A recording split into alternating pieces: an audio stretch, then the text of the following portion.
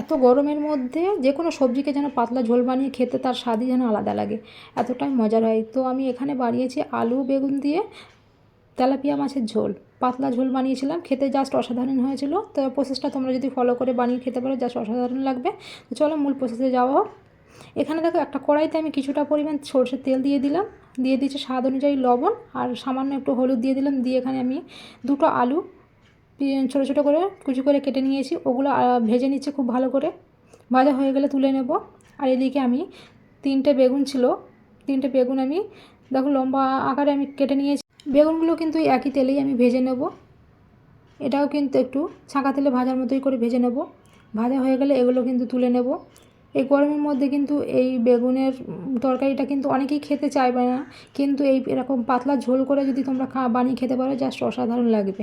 তো দেখো আমি ভাজা হয়ে গেছে, এখানে তুলে নিচ্ছি। তারপরে কড়াইয়ের মধ্যে দিয়ে দিলাম কিছুটা পরিমাণ সরষের তেল, 3টে শুকনো লঙ্কা দিয়ে দিলাম আর কালো জিরের ফোড়ন দিয়ে দিচ্ছি। দিয়ে একটু ভাজা ভাজা হয়ে এলে এর মধ্যে দিয়ে দেবো গ্রেট করে রেখেছিলাম কিছুটা আদাটা আমি দিয়ে দিচ্ছি। আদাটা একটু ভাজা ভাজা হয়ে এলে এখানে আমি একটা মশলা তৈরি করব। তো 1 চামচ হলুদ দিয়ে দিলাম, 1 চামচ জিরা গুঁড়া, 1 চামচ ধনিয়া গুঁড়া আর 1 চামচ দিয়ে দিচ্ছি লঙ্কার গুঁড়া, দিয়ে দিচ্ছি স্বাদ অনুযায়ী লবণ। আগেই কিন্তু আমি লবণ দিয়ে কিন্তু বেগুন আলু ভেজে নিয়েছি, ওই জন্য লবণটা একটু অল্প করেই দিয়েছি। এবার একটু সামান্য জল দিয়ে আমি ভালো করে গুলে নিচ্ছি। মশলাটা এক সাইডে আমি রেডি করে রেখে দিচ্ছি। আর এদিকে যে মশলাটা আমি ভেজে রেখেছিলাম ওর মধ্যেই কিন্তু হলুদের মশলাটা আমি দিয়ে দিচ্ছি। দিয়ে তারপরে কিন্তু একটু ভাজা ভাজা করে নেবো, সামান্য একটু জলও দিয়ে দিলাম, দিয়ে একটু ভাজা ভাজা করে নিচ্ছি। মশলাটা একটু কষিয়ে নিচ্ছি। মশলাটা কষানো হয়ে এলে এখানে ভেজে রাখা আলুটা আমি দিয়ে দেবো। আলুটা দিয়ে কিন্তু আগে আমি ভালো করে খুব কষিয়ে নেব।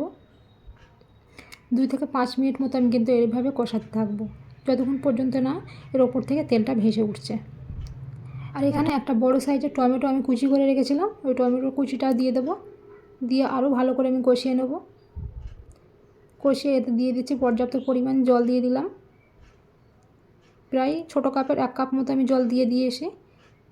আর এই ঝোলটা ফুটে আসলে ভেজে রাখা বেগুন আর এখানে আমি আগে থেকে কিন্তু তেলাপিয়া মাছটা ভেজে রেখেছিলাম, সেই মাছটাও আমি দিয়ে দেব। বেগুনটা কিন্তু একটু ভাজা হয়েছে বলে নরম হয়েছে, ওই জন্য লাস্ট পজিশানে দিয়ে দিলাম। দিয়ে মাছ আর বেগুন কিন্তু একই সাথে দিয়ে আমি খুব ভালো করে এটাকে একটু এর ভেতরে দিয়ে আমি ঝোলটা ফোটা অবস্থায় আমি ওয়েট করব। ঢাকনা বন্ধ করে 5 মিনিট আমি ফুটতে বসিয়ে দেব। দেখো 5 মিনিট পরে এটা পুরোটা কিন্তু ফুটে এসছে আর ঝোলটাও একটু গাঢ় ভাব হয়ে এসছে। ওপর দিয়ে দিয়ে দিচ্ছি ধনিয়া পাতা কুচি, 2টো কাঁচা লঙ্কা কুচি দিয়ে দিলাম। ঝালের পরিমাণটা তোমরা এই গরমের মধ্যে একটু কম খেলেই ভালো, আমি এখানে কম করে পরিমাণটা কিন্তু কম করেই দিয়েছি, খুব একটা ঝাল হয়নি।